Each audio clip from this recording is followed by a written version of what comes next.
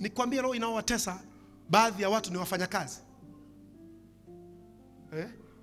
Mfanyakazi wa serikalini anakopa hela, anakwenda kazini kila siku, amekopa hela mpaka amejikopa tena.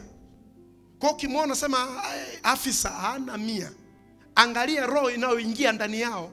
Amekopa benki, kuna sehemu anakwenda kukopa tena ambako anachukua kadi. Hicho ni kitendo kibaya kwa jinsi ya roho. Anachukua kadi anaipeleka, nipeni hela. Kwa hana hela, hana kadi ya benki, maana ameibiwa, yani ameibiwa vibaya. Shetani amemuibia vibaya. Yani bora ukose hata 100 ila kadi yako uwe nayo. Bora usiwe na pesa ile kadi yako asimiliki, yani hadi kadi yako anamiliki mtu mwingine. Hela zikiingia, mshahara umeingia, unampigia tena mwenye kadi. Wewe ndio mwenye kadi, unampigia mwenye kadi. Niko biza kidogo, mtaangalia muda.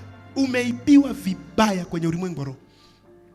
Umehamisha gara zako kutoka kwenye nyumba yako. Umechukua gara ambazo Mungu anatakiwa kuzijaza, umezipeleka kwa mtu mwingine. Kile cha kwako kinatakiwa kiingie kwako, kinaenda kuingilia kwa mtu mwingine. Usisubutu. Uishiwe unavyoishiwa. Kadi yako mkononi uko nayo. Haina hela ila ni ya kwako, uko nayo wewe.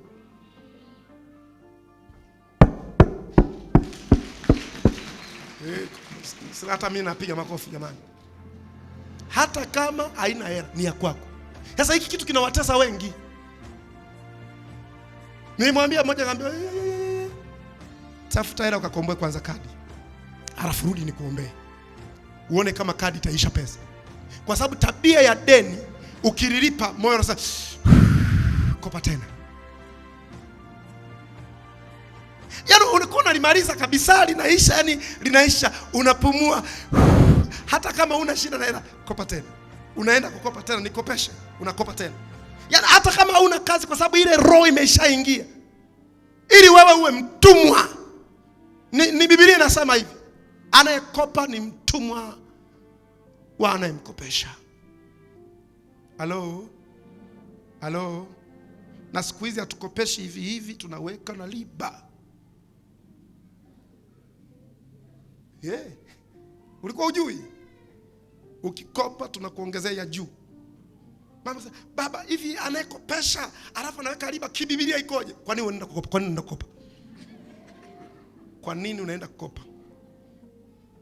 Kama unaenda kukopa ni makubali. Yani hata kama Biblia imesemaje, lakini moyo wako na moyo wake unaporidhiana ni jambo limepata kibali mbele za Bwana. Yani mkikubaliana tu, nakupa 100,000, utanipa 300,000. Sawa. Una amani na amani. Nikupe, nipe. Limepita hilo. Usianze kwenda polisi, alinichota akili. Lini?